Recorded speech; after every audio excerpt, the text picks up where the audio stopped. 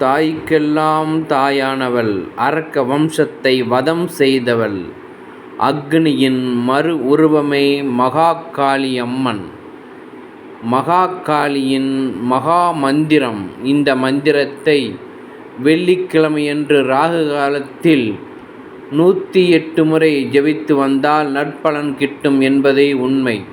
இந்த மந்திரத்தை ஜபிப்பதனால் உடலில் உள்ள நோய்கள் அகலும், எதிரிகள் தொல்லை விடுபடும் மற்றும் தொழில் முன்னேற்றம் கிட்டும் என்பதே உண்மை.